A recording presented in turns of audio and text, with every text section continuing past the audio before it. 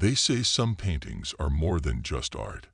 Some are doorways, others are prisons, but the worst of them are alive. Faint sounds of distant whispers, as if coming from behind the viewer. Art has always been a reflection of the soul. A brushstroke can capture love, sorrow, even madness. But what if a painting could do more than capture emotion? What if it could trap something inside? Something that was never meant to be released. Throughout history, there have been stories of cursed paintings, artworks that seem to breathe, to watch, to whisper in the dead of night. Paintings that bring misfortune, madness, and even death to those who dare own them.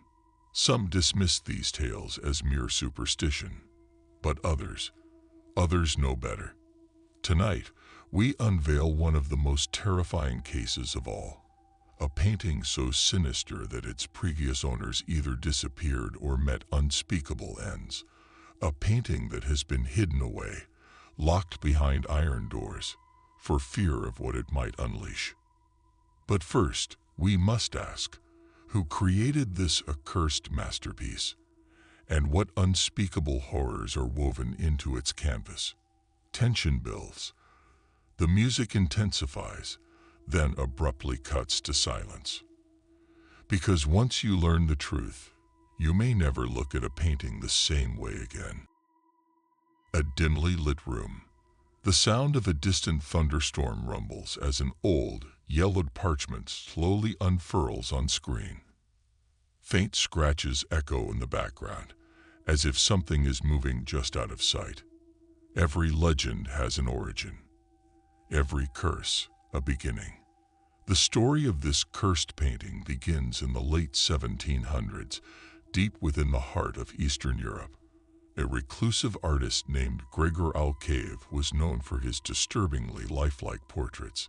His works captured not only the faces of his subjects, but something far more unsettling. An essence, a presence that made onlookers feel as if the paintings watched them back. Gregor lived in near isolation, shunned by his peers.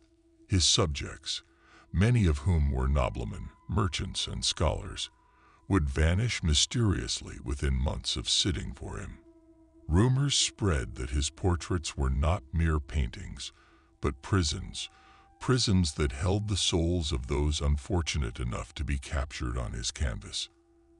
Then, in 1782, Gregor painted his final piece, a portrait of a woman whose name has been lost to time.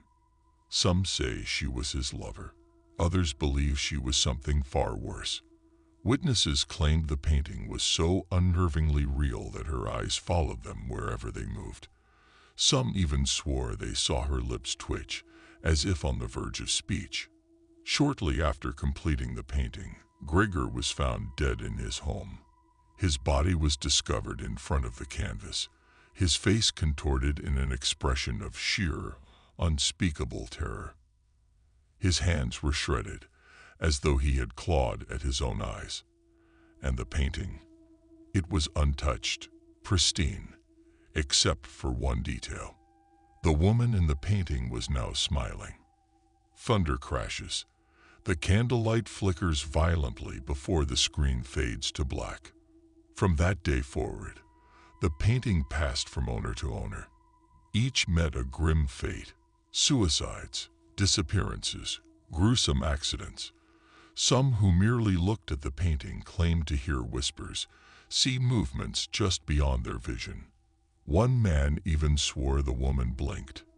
By the late 19th century, the painting had been locked away, sealed in an underground vault by a collector who, in his final will, warned, "It must never see the light again. It must never be awakened." But of course, nothing stays buried forever. Fade to black. The sound of slow, deliberate breathing lingers for a moment. A dimly lit art gallery. Footsteps echo through the empty halls. The camera slowly moves toward a locked storage room, its door slightly ajar. Inside, something waits. For decades, the cursed painting remained hidden, locked away from prying eyes. But all it takes is one person, one moment of curiosity, to wake something that should have been left undisturbed. That person was Daniel Whitmore. Daniel was a restoration artist in London, specializing in preserving rare and ancient paintings. He prided himself on his ability to bring forgotten works of art back to life. When he was contacted by a private collector, an eccentric millionaire named Victor Holloway, he had no idea he was about to make the worst mistake of his life. Victor had acquired a mysterious, centuries-old painting from an estate auction in Romania. No one knew where it had been for the past 100 years, but it was in poor condition. Torn canvas, dark stains, and a layer of grime so thick the image beneath was barely visible. It was Daniel's job to restore it. The moment he uncrated the painting, an unsettling chill settled over him. Though the image was still obscured, he felt an overwhelming sense of unease, as if something was hiding beneath the filth, watching him. Soft, unintelligible whispers rise in the background. Faint, almost imperceptible breathing. Late that night, Daniel stayed behind to begin cleaning the painting. As he carefully removed layers of dust and grime, the image beneath began to reveal itself. A woman, dressed in an elegant black gown, seated in an ornate wooden chair. Her skin was pale, her features delicate, but there was something wrong with her eyes. They were dark, empty, endless. As he worked, he could have sworn her gaze seemed to sharpen, becoming more focused. Dismissing it as exhaustion, he turned off the lights and locked the studio. But when he left, the painting did not remain the same. Brief cut to black, the faint sound of something shifting, stretching. The next morning, Daniel returned to find something inexplicable. The painting had changed. The woman's expression, previously neutral, now held the faintest trace of a smile. It was barely noticeable, but it was there. Daniel froze. He hadn't touched that part of the painting yet. He convinced himself that his mind was playing tricks on him. That the stress, the long hours, the dim lighting, something had caused the illusion. But deep down, a seed of fear had already been planted.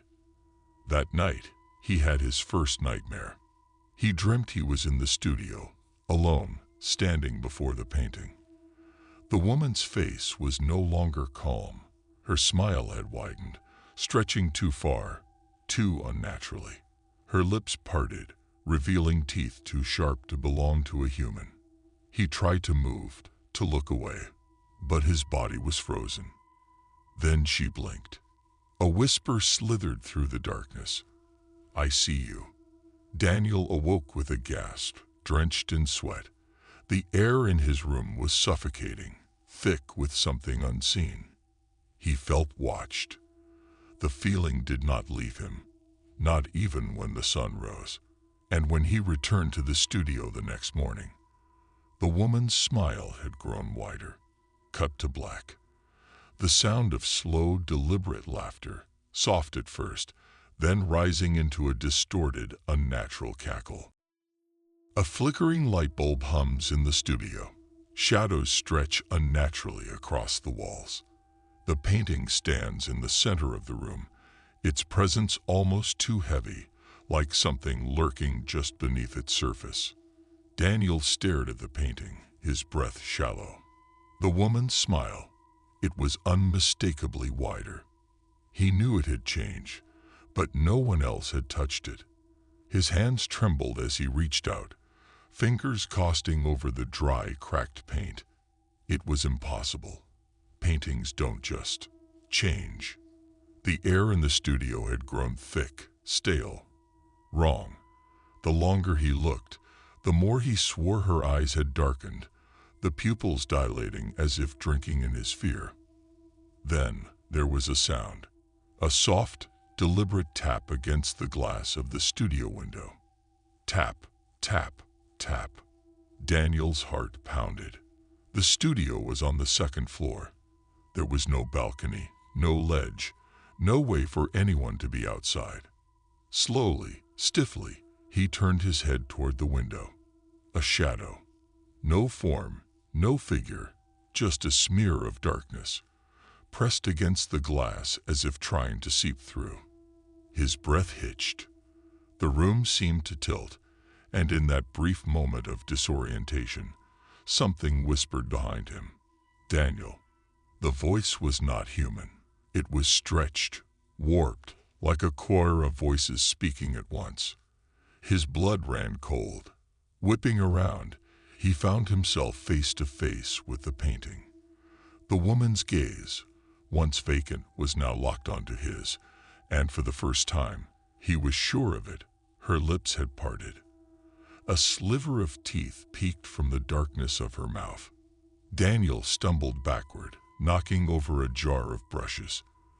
The metallic scent of paint thinner filled the air.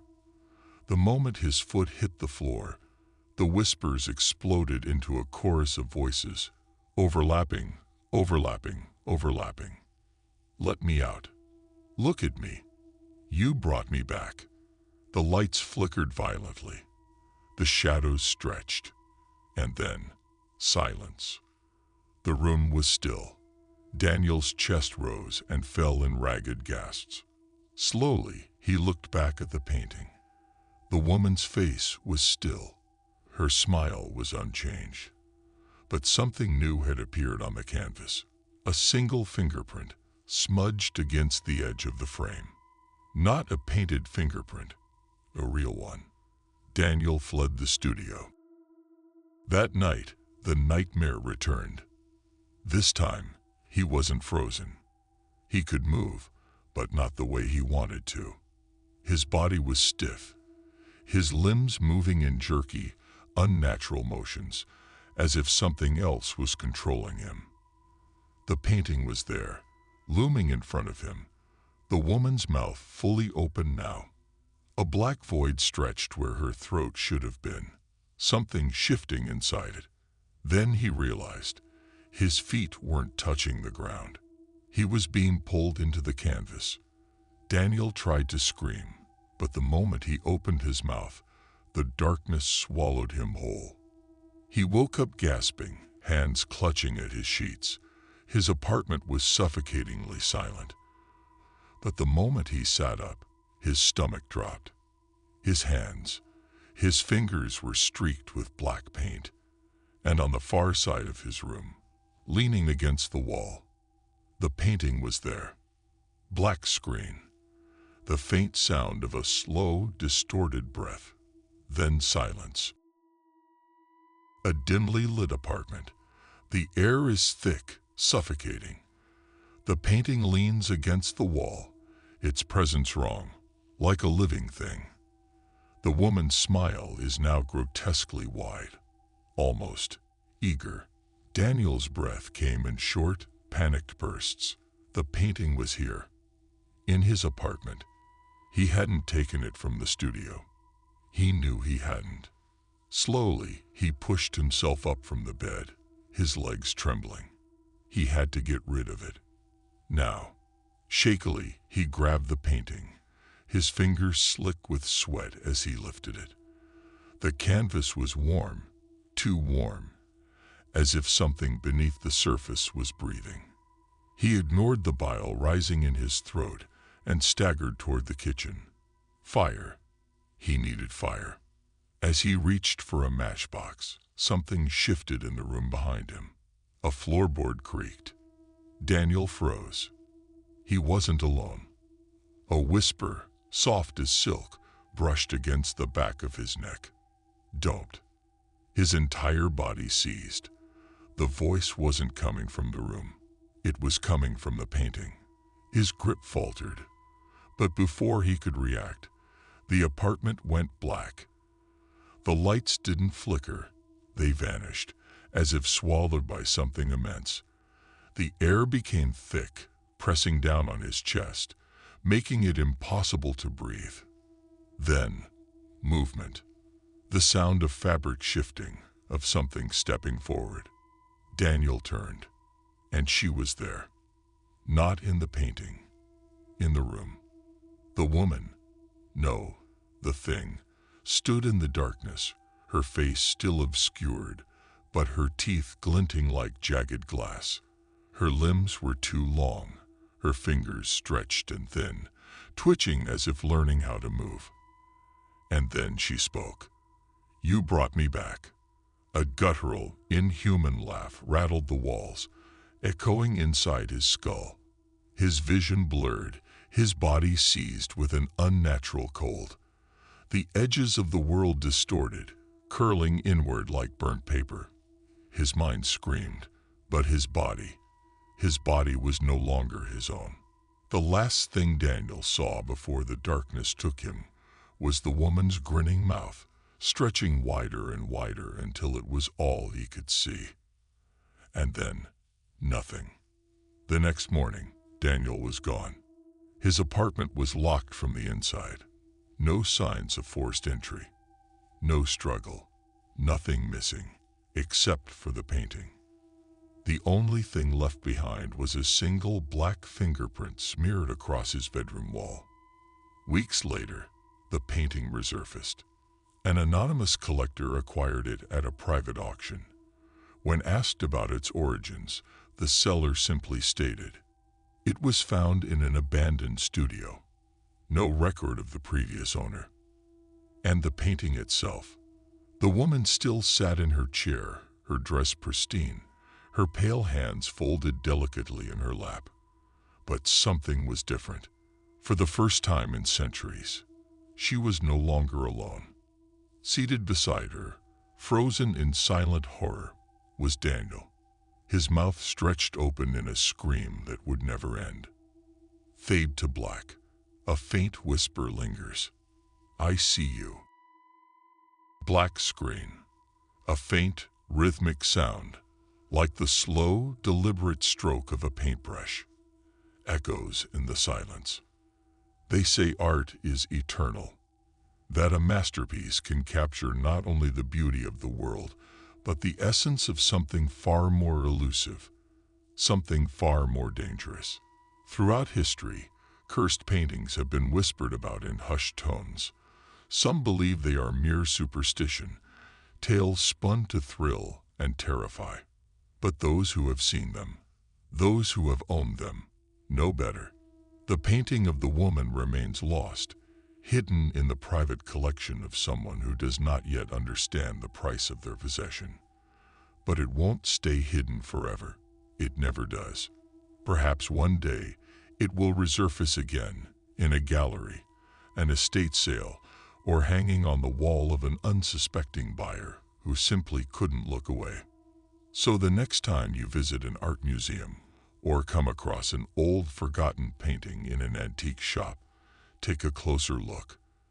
Does it feel like something is watching you?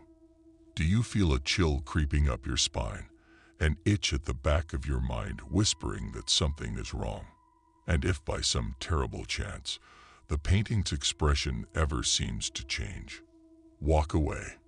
Because some paintings don't just capture a moment. They capture you. Fade to black. A single distorted whisper lingers. "I see you." Then silence.